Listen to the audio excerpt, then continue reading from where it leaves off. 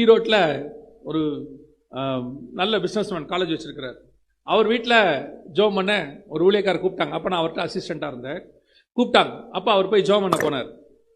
அந்த வீட்டாருக்கு அவர் ஜோம் பண்ணிகிட்டே இருக்கிறார். அந்த வீட்டாருக்கு கூட அந்த வீட்டில் வேலை பார்க்குற பிள்ளை ஒன்று இருந்தாங்க. இவர் ஜோம் பண்ணுறாரு, அந்த பிள்ளை பொத்துன்னு விழுந்துருச்சு கீழே. இவங்களுக்கு தான் ஜோம் பண்ணிட்டு இருக்கிறாரு. பொத்துன்னு விழுந்துருச்சு. விழுந்த உடனே இவர் எடுத்து தலையை கை மேலே வைக்கிறாரு. அது பாம்பு மாதிரி ஊறுது, ஊர்ந்துக்கிட்டே போகுது. நான் பார்க்குறேன், நானா அசிஸ்டன்ட் கூட நிற்கிறேன். அப்படியே போகுது. இவர் ஜோம் பண்ணுறாரு, அப்படி நெளிச்சுக்கிட்டே போகுது. ஒரு ரூம்குள்ளே போய் ஒரு வார்ட்ரோப் மாதிரி, ஒரு பீரோ மாதிரி ஒரு இடம் இருக்கு, அங்கே போய் நிற்கிது.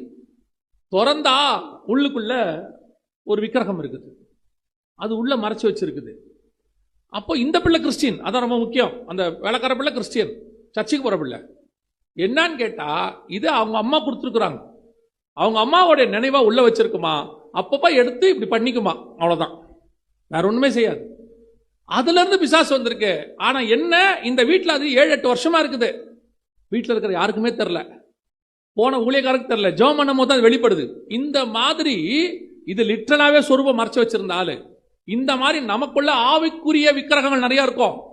கர்த்தருக்கு பிரியமில்லாத காரியங்கள் உள்ளே மறைஞ்சிருக்கும். கர்த்தர் சொல்றாரு, ரிமூவ் பண்ணுங்க. சில பாவங்கள் உள்ளுக்குள்ள வச்சுக்கிட்டு அதை ரிமூவ் பண்ணணும். சில ஜென்ம பாவங்கள் இருக்கும், உள்ளுக்குள்ள இருக்கும். தாத்தாவுக்கு 2 பொண்டாட்டி இருக்கும், அப்பாவுக்கு 2 பொண்டாட்டி இருக்கும். இவருக்கும் அந்த போராட்டம் வந்துகிட்டே இருக்கும். 2வது போராட்டம் வந்துகிட்டே இருக்கும். அவர் சொல்வாரு, நான் பரிசுத்தமா தான் வாழ் நினைக்கிறேன், ஆனா அந்த 2வது வருத்திட்டே இருக்குது. ஒருவேளை லேயால் ராகல் மாதிரி கர்த்தர் கொடுக்குறாரோ அப்படின்னு கேட்பாங்க. இல்ல, அது ஜென்ம சுபாவம், ஜென்ம பாவம், தலைமுறை தலைமுறைக்கு வரும். அதை உங்க ஜெனரேஷன்ல கர்த்தர் கட் பண்ண விரும்புகிறார். உங்க ஜெனரேஷனோட கூட முடிக்க விரும்புகிறார்.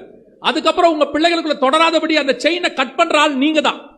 ஆனா நீங்க அந்த விக்கிரகத்தை உள்ள கொண்டாந்துட்டீங்க, அந்த சொரூபத்தை உள்ள கொண்டாந்துட்டீங்கன்னா அது அடுத்த தலைமுறைக்கும் போகும். ரொம்ப கேர்ஃபுல்லாக இருந்து கொள்ளுங்க. அதனாலதான் அந்த தகப்பனுடைய சொரூபம் உள்ள வரக்கூடாதுங்கிறது. எந்த பங்கும் சுதந்திர வீதமும் கிடையாது. அதை அங்கேயே கட் பண்ணணும். சிரியாவிலே விட்டுட்டு வந்துடணும்.